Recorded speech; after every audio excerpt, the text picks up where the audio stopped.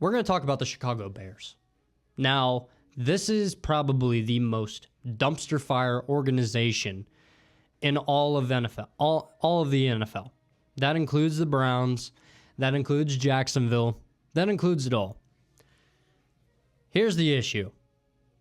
Other than the obvious, a lot of things. Matt Eberflus couldn't do it. Your offensive coordinator was garbage. You're ruining Caleb Williams. Can anybody really sit back and tell everybody? Can everybody sit back and say that it was entirely Justin Fields' fault when he was in Chicago? Because now everybody was in favor of moving off of Justin Fields. Everybody was in favor. Not the Chicago fan base, but some of the coaches, some of the players, and obviously the owners, they were all for moving Justin Fields in favor of bringing in Caleb Williams. Now, I have always been a Caleb Williams fan. I think he's an unbelievable talent. I think he's a great quarterback. I think he's the most talented quarterback the Bears have ever had in their existence. But now Caleb Williams is looking even worse than what the Bears did last year with Justin Fields. Now, Caleb Williams, does he need to get his confidence back? Yes. But here's another thing. I believe it was the past 6 weeks, and all of them are losses for Chicago. I believe in the past, I think it's 6 weeks that Caleb Williams has not thrown an interception. He's only thrown touchdowns. His offensive line is terrible. Whenever I turn on a Bears game, I'm watching this man run for his life. I'm watching this man trying his absolute best to keep plays alive because his offensive line is so putrid. But this issue with Chicago goes so much deeper. It goes so much deeper than just a head coach. This is a terrible culture. This is a terrible, terrible ownership group. This is not necessarily the greatest front office. They have talent on the roster. You have Caleb Williams. Statistically, the offensive line should be better, but again, that's probably coaching. So you have Caleb Williams. You have Cole Kmet at tight end. You have DeAndre Swift at running back. You have Keenan Allen, Rome Odunze, DJ Moore at wide receiver. You can't tell me, and they have a stout defense still. They still have a good defense, somewhat. They've been giving up. They gave up 70 points these past 2 weeks, 3 weeks. But here's my whole issue with Chicago is the fact that they can't get the culture right. They can't get anything right, despite having so much talent on the roster. Talent will only take you so far unless you have structure in the NFL. That is what the Bears have been missing. Structure and culture, and someone who can come in and actually coach for once. And someone who's not in over their head. This is not a job for like a one-time offensive coordinator.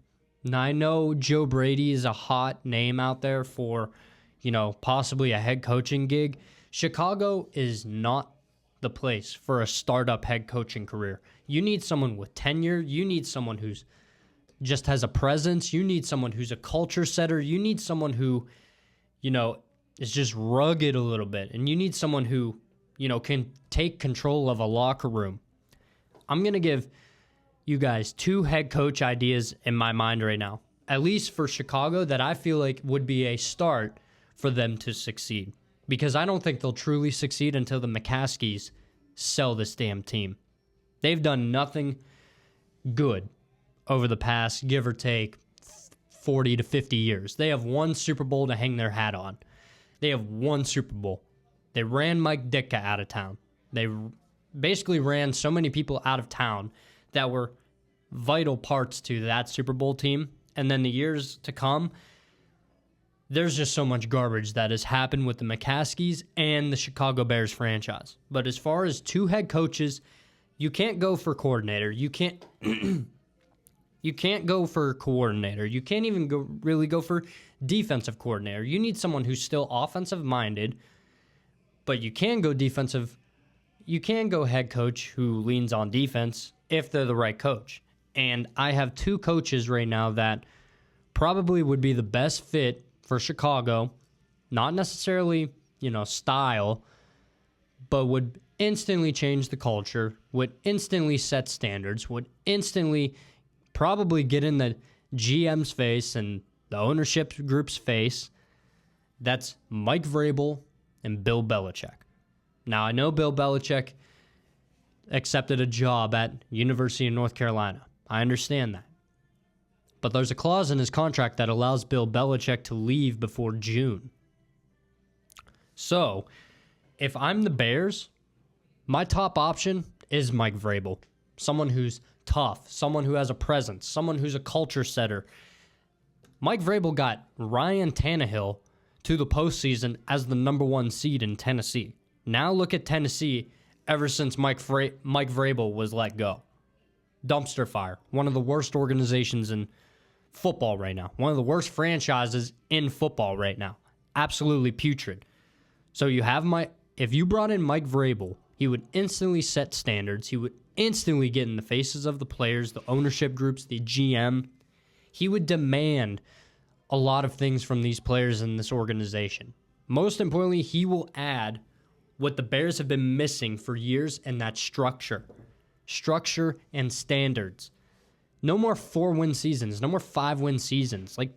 There's too much talent on this roster to go 5-10, to go 5-12, to go 6-10, whatever it is. There's too much talent on this damn roster. You have the most talented quarterback in the history of your franchise, and yet you are letting him waste. And this is his rookie year. He should be getting better as the year progresses, not worse. You look around the league, Caleb Williams is probably so jealous of other teams like Jaden Daniels and other rookies like Bo Nix. I feel like Caleb Williams is a little bit jealous because Jaden Daniels is a candidate for Offensive Rookie of the Year, and so is Bo Nix. And those two teams might make the postseason.